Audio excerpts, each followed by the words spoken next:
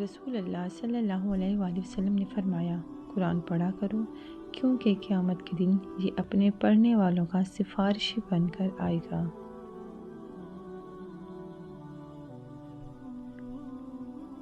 نبی کریم صلی اللہ علیہ وآلہ وسلم نے فرمایا، تم اللہ کی طرف رجوع کرنے کے لیے قرآن سے بڑھ کر کوئی اور ذریعہ نہیں پا سکتے۔ نبی کریم صلی اللہ علیہ وآلہ وسلم نے ارشاد فرمایا، جس گھر میں قرآن پڑھا جاتا ہے اور وہ آسمان والوں کو ایسا دکھائی دیتا ہے جیسا کہ زمین والوں کو ستارے دکھائی دیتے ہیں۔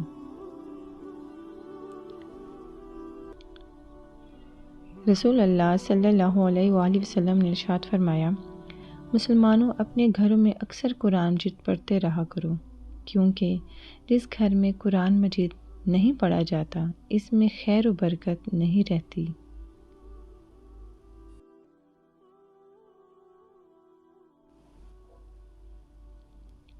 رسول اللہ صلی اللہ علیہ وآلہ وسلم نے ارشاد فرمایا، اللہ تعالیٰ کے لیے بعض لوگ ایسے ہیں جیسے کسی گھر کے خاص لوگ ہوتے ہیں۔ صحابہ نے عرض کیا، وہ کون لوگ ہیں؟ ارشاد فرمایا، قرآن شریف والے، کہ وہ اللہ والے اور اس کے خاص لوگ ہوتے ہیں۔